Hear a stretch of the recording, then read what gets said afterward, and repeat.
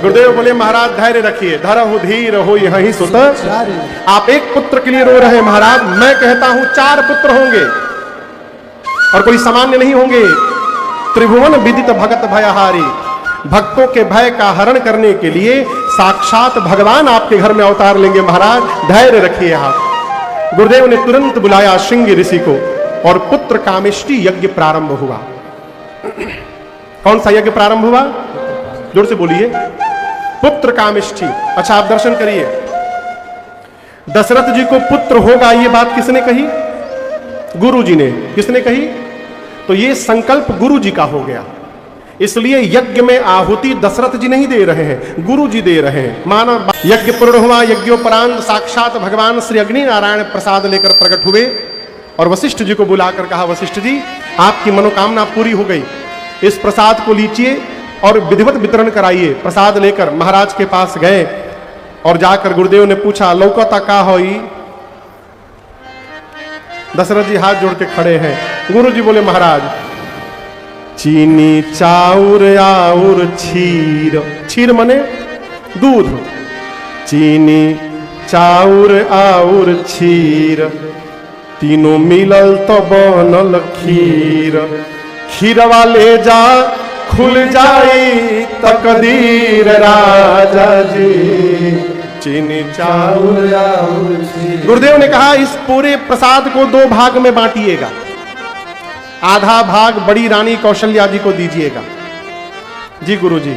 आधे का क्या करूंगा? उसको फिर 2 भाग में बांटिएगा, पा भाग मझली रानी कैकेयी जी को दीजिएगा। जी गुरु जी। बच्चे का पा भाग का? बोले उसको फिर 2 भाग में बांटिएगा, एक भाग कौशल्या जी को दीजिएगा और दूसरा कैकेयी जी को देकर कहिएगा दोनों रानियां प्रसन्न मन से अपने अपने हाथ से सुमित्रा जी को प्रसाद देंगी। जैसे गुरुदेव ने बताया प्रसाद का वितरण हुआ है और जैसे मां कौशल्या ने प्रसाद को ग्रहण किया है, मां के अंक में श्री रघुनाथ जी आकर के विराजमान हो गए, भगवान मैया के अंक में आके प्रवेश हो गए।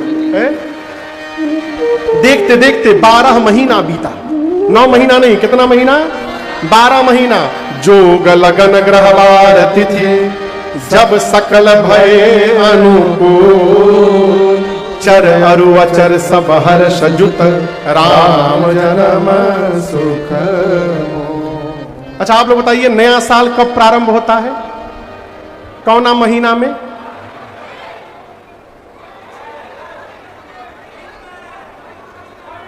अच्छा चैत महीना में। और जनवरी में? जनवरी में जो नया साल होता है वो अपना नहीं होता। हाँ वह हमरो को बोला नहीं, वह बतिया हमू कहता नहीं। हाँ चैत्र मास का जब आधा महीना कृष्ण पक्ष बीत जाता है, देखिए चैत्र महीने का आधा महीना पिछले साल में रहता है, आधा नए साल में आता है। पहले कृष्ण पक्ष पुराने साल में बीत जाता है, उसके बाद जैसे चैत्र शुक्ल प्रतिपदा प्रारंभ होता है उसी दिन हमारा नया संवत्सर प्रारंभ होता है। नया साल क्यों माना गया? आप दर्शन करिएगा, गोस्वामी जी कहते हैं जोग लगन ग्रह बार तिथि सकल भय अनुकूल, इसके साथ चर अरु अचर सब हर्ष जुत। चैत्र मास में आप दर्शन करिएगा, खेत में नया अनाज आपको दिखाई पड़ेगा, दिखता है ना नया फसल। चैत्र मास में वृक्ष में नए नए पत्ते निकले रहते हैं, नया पुष्प नया फल दिखाई पड़ता है। चैत्र में शीतल मंद सुगंध हवाएं बहती हैं, न बहुत तेज धूप न बहुत तेज ठंडी, 2 रस समय रहता है। तय चैत्र में पूरी प्रकृति नवीनता के साथ प्रकट होकर मेरे रघुनाथ जी के स्वागत के लिए खड़ी रहती है, इसलिए उसको हमने अपना नूतन वर्ष माना। अब जनवरी में क्या नया है? इतना कड़कड़ात ठंडा पड़ेला कि आदमी कुकड़ाइल रहला घर में, चारों तरफ अंधेरा अंधेरा उदासी उदासी दिखाई पड़ता है। काहे का नवीन हो? जोग लग्न ग्रह बार तिथि सब अनुकूल भय, चैत्र मास शुक्ल पक्ष नवमी तिथि दिन मंगलवार, दोपहर का 11:30 बजा भगवान शंकर सभी देवताओं को लेकर सब विप्रधेनु सुर संत हित लीन मनुज अवतार, निज इच्छा निरमित तन माया गुण गोपाल। गोस्वामी जी कहते हैं मां के अंक से ठीक 12 बजे एक प्रकाश ज्योति निकली और वो ज्योति सामने जाकर विराट रूप में खड़ी हो गई। कितना विराट स्वरूप भगवान का था। तो पांव पाताल में था, सिर ब्रह्मलोक में था। भगवान के नेत्र कमल के पंखुड़ियों के समान विशाल श्याम वर्ण का शरीर, एक एक रोम में करोड़ों ब्रह्मांड घूम रहे हैं। रोम छिद्र से वेद की ऋचाएं निकल रही हैं। गले में बनमाल श्याम रंग का शरीर, पीतांबर लपेटे भगवान खड़े हैं सन्मुख। मां देखकर सोचने लगी, इतना बड़ा मेरे भीतर था, है? कोई सुनेगा तो विश्वास करेगा। मम उर सुबासी, लोग सुनेंगे तो हंसेंगे। यह उपहास सुनात धीरमति धीर न रहे। कितना भी बुद्धिमान व्यक्ति की मति चकरा जाएगी, कोई विश्वास नहीं करेगा। मां ने अपने दोनों हाथ को जोड़ लिया, कह दुई कर जोरी अस्तुति तोरी के ही विधि करो अनंता। प्रभु आपके न प्रारंभ का पता न अंत का पता, आप अनंत हैं, आपकी स्तुति कैसे करूं मैं। भगवान देखे कि मां का विवेक जग गया। भगवान मुस्कुराए, भुजाएं फड़की। भगवान ने कहा, मां नाना प्रकार का चरित्र करना चाहता हूं, कहिए तो आज वे मुंह आदम रावण वाके मार डालू रावण को अभी मैं। मां ने कहा, प्रभु ये तो बाद वाली लीला है, ये चरित्र लास्ट वाला है, इसके पहले बहुत सारा चरित्र पेंडिंग में है, अभी उसका क्या हुआ। भगवान बोले, कौन सा चरित्र। मां बोली, सबसे पहले तो आप ये बताइए, आप कहे थे मेरे घर में बेटा बन के आएंगे, क्या हुआ उसका। भगवान बोले, मैं तुम्हारा बेटा ही खड़ा हूं सामने मां, मैं तुम्हारा बेटा हूं। माई बोली, हाथ जोड़ के, बेटा बन के आए हैं कि बाप बन के आए हैं। हत हत लड़का होला केहू के, इतना बड़ा किसी को बेटा हुआ आज तक। भगवान बोले, मां this is my first time. हम आज तक कभी किसी का बेटा बने ही नहीं है मां, कोई आइडिया नहीं है हमको क्या करना है, आप बताइए क्या करो।